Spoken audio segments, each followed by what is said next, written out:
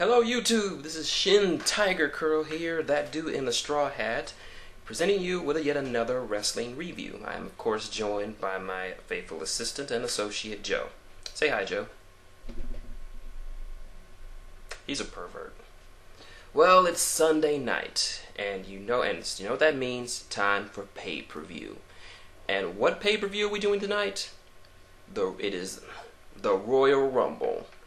Now, with the start of the Royal Rumble signifies the WrestleMania season, also known as the Road to WrestleMania, which will in turn kind of begin to shape how the entire event will take place. And the Rumble match itself is a spectacle and a free-for-all unlike any that you've ever seen. So, who won? Well, I'll save that for a little bit at the end.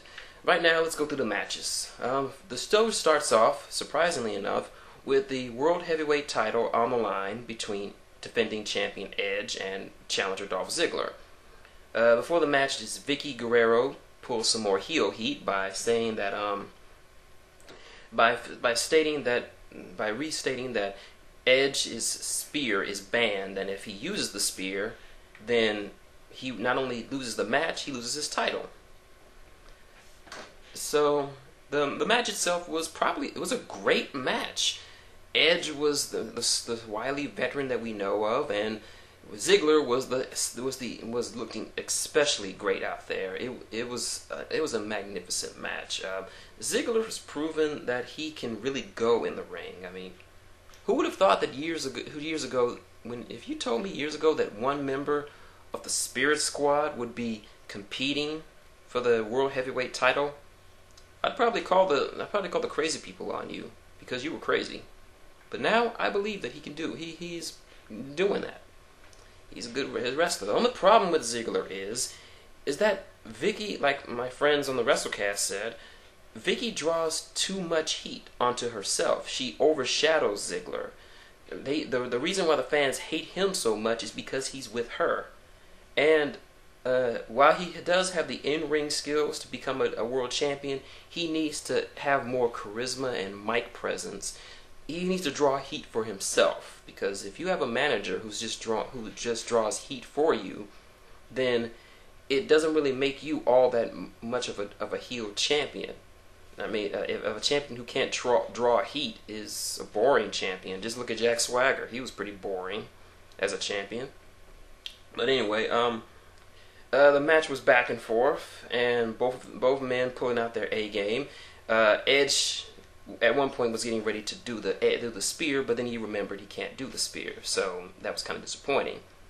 Then for some odd reason, Kelly came out there and attacked Vicky. Why? They don't have any issues with each other, so it would have been better if Vicky's rookie came out there and did it. It would have made much more sense and would have gotten her over better, but isn't Kelly supposed to be doing something with Drew McIntyre? So that part left me scratching my head. But anyway, Vicky gets attacked. She gets knocked out. Then the ref takes a bump, and Edge is like, "Oh well." In the words of he spears Dolph Ziggler. In the immortal words of Al Bundy, "It's only cheating if you get caught."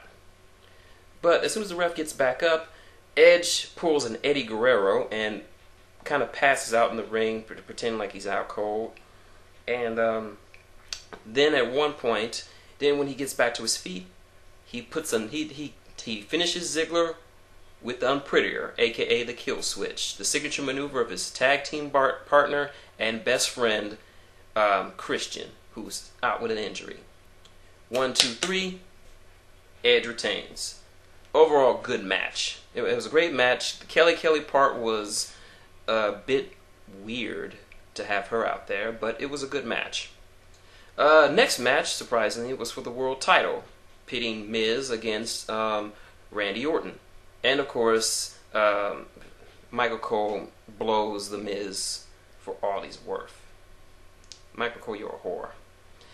The match was very back and forth. The pace was a lot slower than the first match, but it had a better, more methodical feel.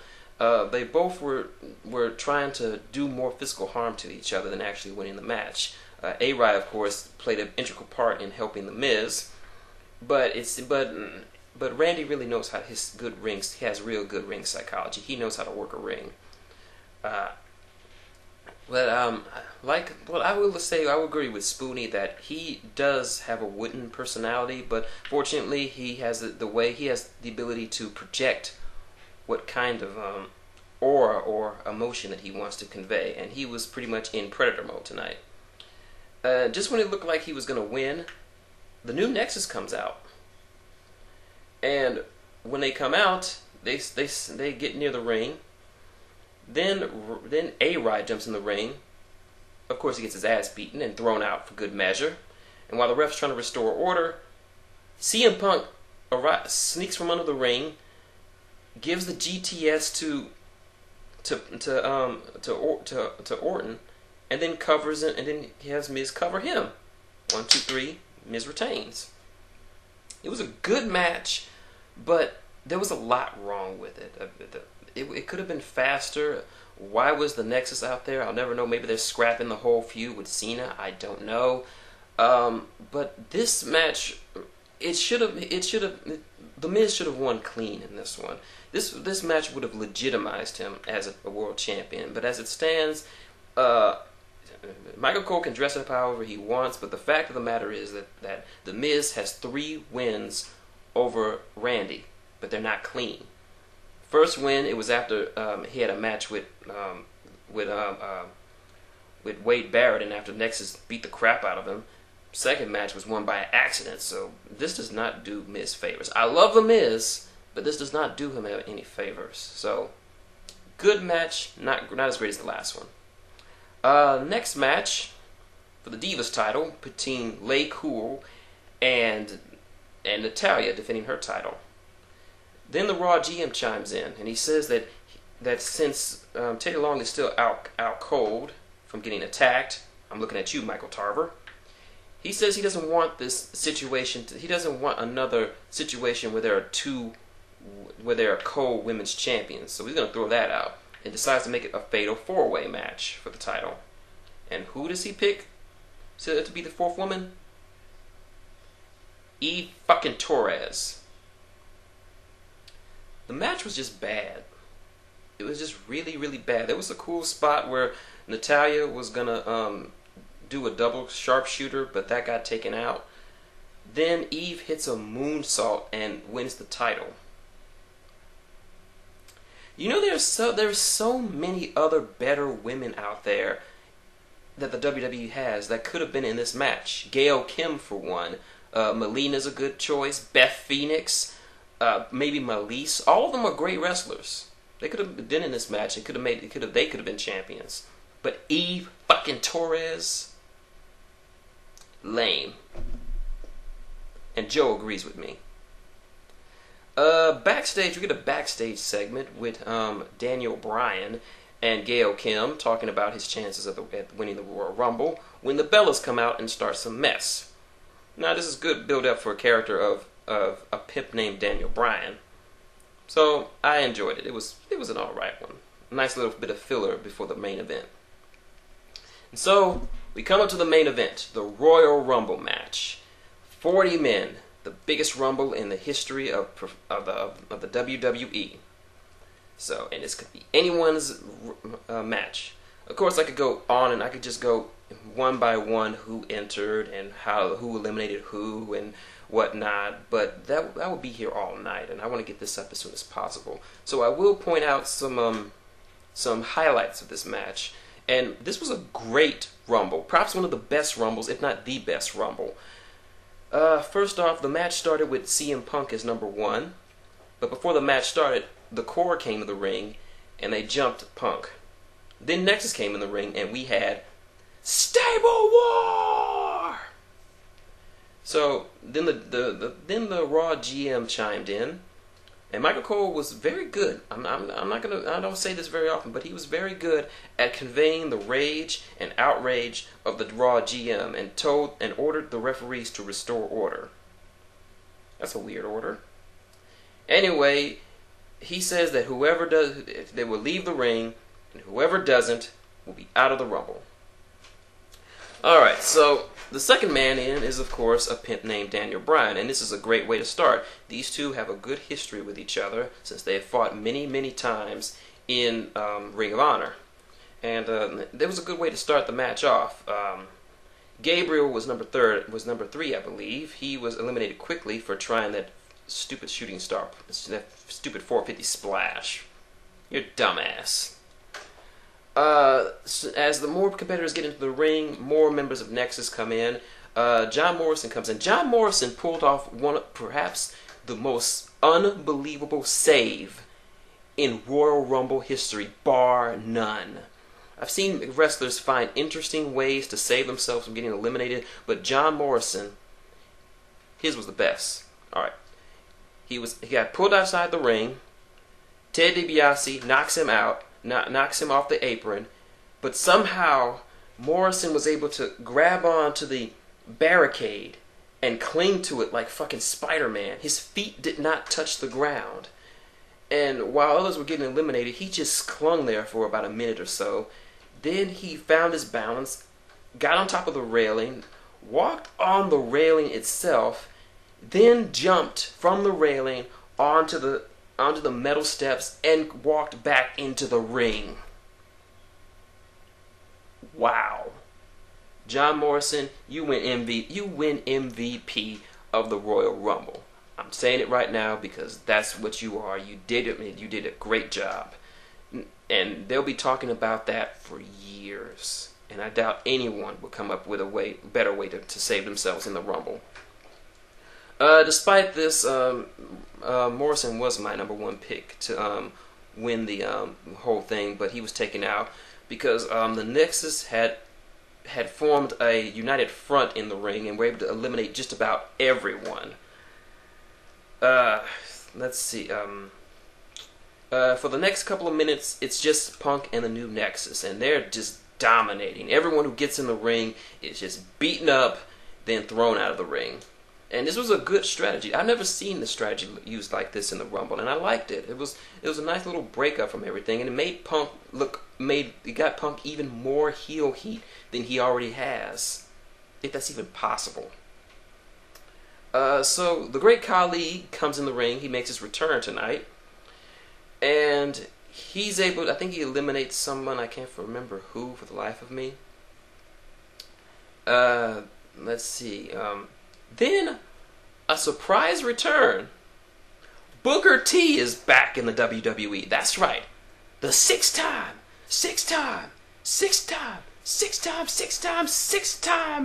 WCW World Heavyweight Champion Sucker makes his triumphant return to the ring. And I'm proud because he's from Houston, Texas, the same as me, the same as The Undertaker, the same as Hernandez, so I gotta cheer for my Houston boy.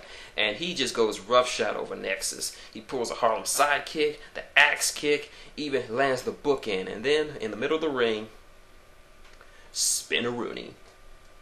God, I missed you, Booker. But sadly, he's eliminated shortly thereafterwards. Just when it looked like that CM Punk was gonna win the Rumble this way, Super Cena comes out. And Super Cena pretty much mops the floor with all of Nexus because, well, he's Super Cena. And then at one point, Cena eliminates all the other members of Nexus, leaving only himself and Punk in the ring. Now, and Punk looks scared shitless. At this point, he's been in the ring for like at least 30 minutes, so he's dead tired. And going up against a fresh Cena, it didn't look good for him. Then Hornswoggle gets in the ring, and I don't like Hornswoggle, so him joining forces with Cena was just bad taste in my mouth, and they eliminated a few people together. Oh, another thing.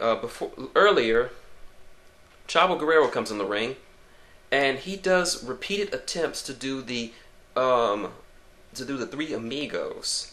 I think he did it to like 4 different people, but he couldn't get the third because someone always interrupted him. And I had to give kudos to Chavo Guerrero. I mean, I know it takes a lot to do one set of Three Amigos, but he had to do it at least 5 times. And when he finally landed it, the crowd gave him a pop. They loved it. I mean, he know they did it for his uncle, and I think Tribal was surprised that the crowd was cheering for him. He went from jobbing to fucking Hornswoggle, and now that was a good WrestleMania. It was a good Royal Rumble moment. So kudos to you, Chavo Guerrero, for doing that. It's paying homage to your uncle and showing off that you're not the jobber that everyone thinks you are. Moving down the line, eventually Punk is eliminated, and the ring soon starts filling up with more superstars. And at one point, Sheamus finally eliminates Hornswoggle. Thank you, Sheamus. And at one point, he joins forces with Drew McIntyre to form what Michael Cole has called the Celtic Connection. According to him, the two of them are best friends since since they're both Irish or something, and they both came at the same time. So there's that. I hope they make a tag team. That would be a good tag team, the Celtic Connection. Then another surprise entrant, Big Daddy Cool, Diesel. That's right, Kevin Nash, wearing his old Diesel outfit, his hair dyed black. He just made his good way to the ring, and everybody was like, "Oh my God!" Even Kofi Kingston was like, "No man, not the I, Big Daddy Cool. He gonna powerbomb me."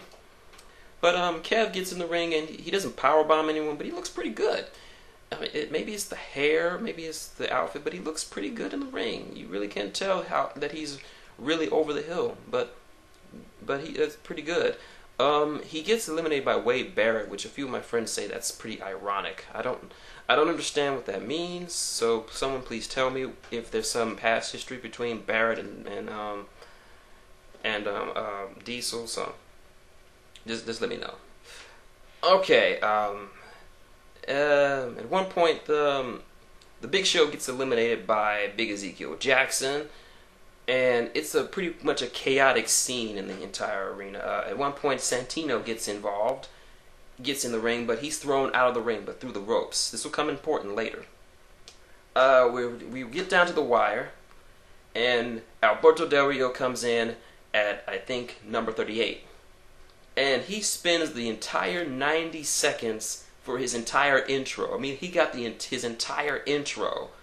I mean, he got his theme music playing for a long time. He came out in a nice car. Ricardo Rodriguez introduced him. He was just doing all that.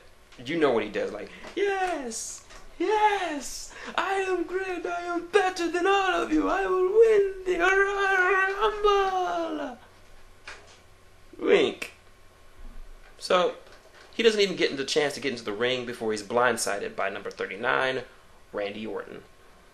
And just to note, both Randy and Dolph Ziggler were in the Royal Rumble, seeing as how they both lost their title matches tonight. So, there's that. It's a back and forth battle, and the number 40 entrant, a lot of people were speculating that Triple H would take this opportunity to return to the WWE to resume his feud with Sheamus, but it wasn't. It was Kane. Kane, the man with the most eliminations in a single Royal Rumble 11. And he's getting close to Shawn Michaels' record of 39 eliminations in the Rumble total. So it was Cena's still in the ring. Alex Riley is somewhere out there. That's right, Alex Riley is in this. And at one point, The Miz joins the commentators to talk about everyone in the match. Michael Cole sucking his dick like the whore he is.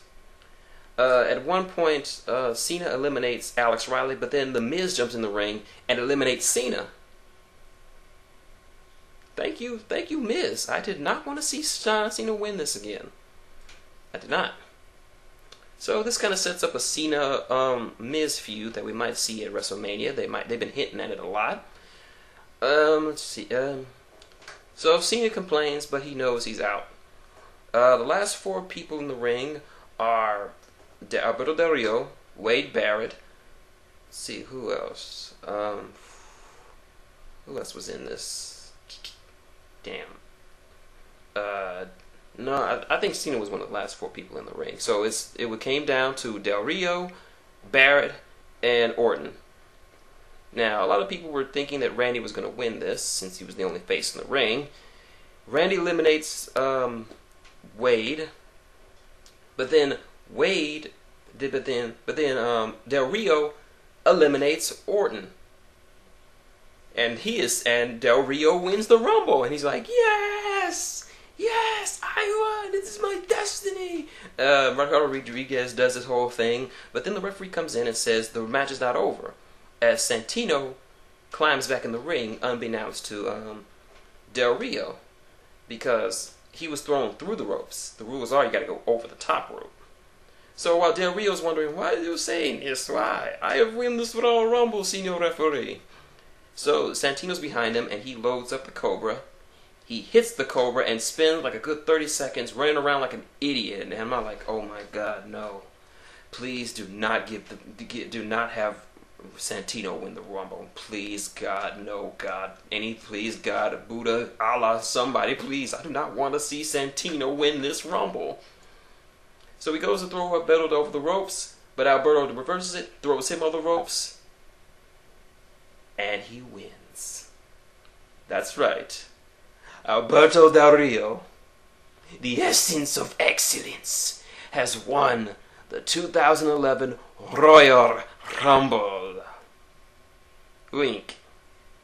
And he is literally crying in the middle of the ring, and I don't blame him. Del Rio really earned this. He was telling everyone he was going to win it, and he won it. Almost lost it to Santino, but he won it. So, overall impressions, this was a great Rumble. It had a lot of drama, had a lot of high excitement. Didn't like the parts with Hornswoggle. Loved the parts with Nexus and Punk dominating everything.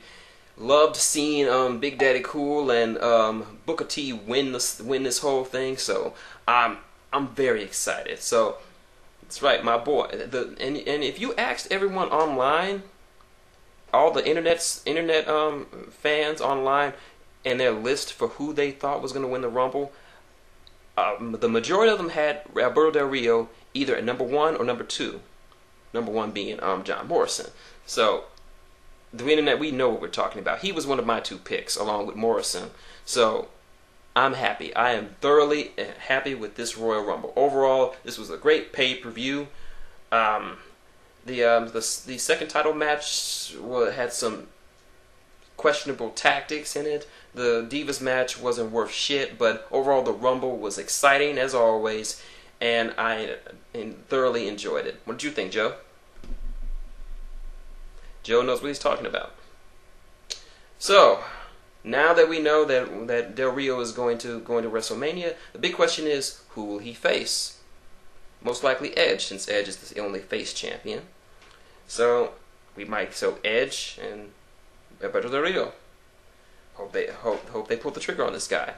So that's the Royal Rumble. And this is shintigercurl, that dude in the straw hat, and Joe. And we will see you tomorrow for the fallout for Royal Rumble. Until then, see you later and wrestle on.